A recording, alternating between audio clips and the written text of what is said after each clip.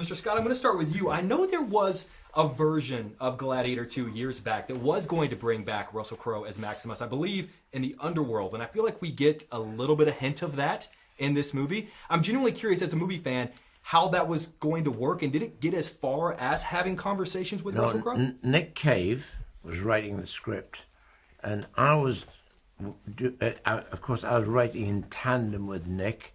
Problem is that Russell was dead, and so I worked out, and so thank God that's my idea. How do I bring back somebody from the dead? So you got to find out a portal, and I thought the only way of bringing him back from the dead is to bring back in battle through a dying warrior. So you come back as a dying warrior, coming back. I said, the only problem is, Russell, you look like the dying warrior. It can't be you. So it never really worked. Right. It's a good idea. It's a great idea. It's a very good idea. Yeah. Paul, I'd heard that there was off that, big point, I kept a hold of sticks because I wrote sticks for that then, and then it didn't apply, didn't work, but it worked now. In our film, yeah. The river sticks, those sequences are incredible. Yeah. Paul, I'd heard that there was a line in the script, something along the lines of Lucius has become Maximus. Yeah. I'd love for you to take me to the day on set when you had to sort of film that note, what that line meant to you when you read it, and how you convey something like that as an actor. You convey it through the brilliance of how Ridley works visually. Like, you can't obviously morph into somebody that you're not, but what I think the line is implying is that he is ready to step into a leadership role. The whole journey for Lucius in the film is going from an individual to a reluctant leader. So when he puts on Maximus's armor, you see that he is ready to step into his bloodline, his legacy, and to lead the gladiators around him. I love that. I'd imagine that whenever you're cast, when you get this part, you have to know some of the questions you're going to be asked doing all this. One of them, of course, being, did you talk to Russell? Did you call Russell? What did Russell say? So is there a moment where you think, I'm going to get asked this, I need to make a conscious choice one way or the other whether or not I'm going to do it? Because I know it's a question everyone's going to ask. You know what? I didn't think about that bit until now. Because I read the script. If I had been when I read the script, I was like, oh, Lucius is a different entity. I think what I would love to discuss with Russell about is like the kind of trade war stories, having completed things that are, we've gone through similar experiences with it, but I think I felt confident in having Ridley at the helm and the way I work as an actor that I wanted to, because ultimately I have to stand behind this entirely by myself. There's no excuses. There's no, you can't rely on anybody beyond the script and the director and yourself. So you've got to become an island unto yourself, I think. Absolutely. I want to add to that. Why would Roger Moore call up Sean Connery saying, I'm about to do it? Yeah. What's he going to do that for? It's a silly question. Fair enough. I feel like one of the great themes of this movie is fighting for what you know is right, even if the path there is not easy.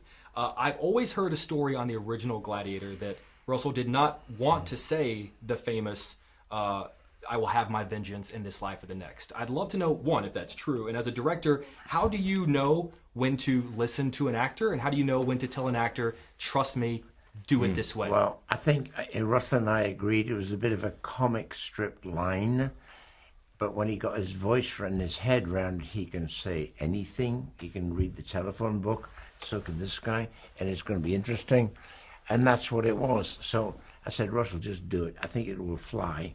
Okay, then, that's it. He did it. Was there ever a moment where maybe you pushed back against Mr. Scott a little bit? We had, I think me and Ridley have a similar sensibility in terms of, I don't think we're drawn towards any kind of sentimentality. And sometimes that's actually not a good thing, because films like this require certain scale. But an example of that would be...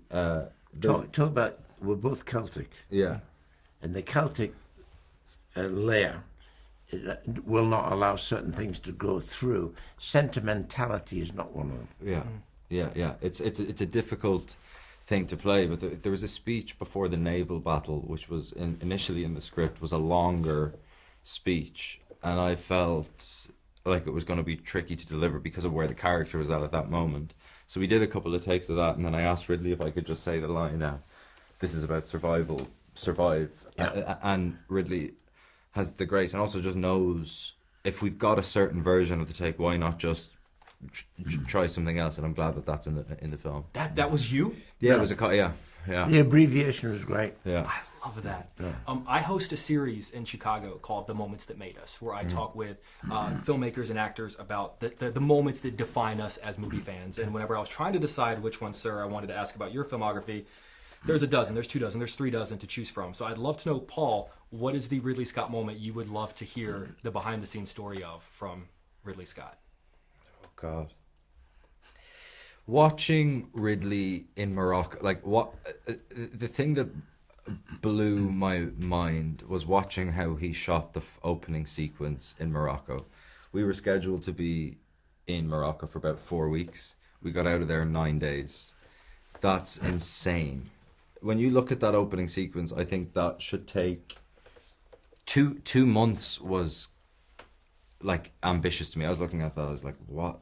There's no way we're gonna be here for 3 months. We shot it in nine days, and watching how artful it is, but also just there's no dead time, because Ridley knows it's all well and good having 12 cameras, but you have to know exactly where to put them, and you need to know not where they are now, but what's the quickest way to move them for the next setup. And watching that, I was like, this is a master at work. Yeah, insane. Yeah.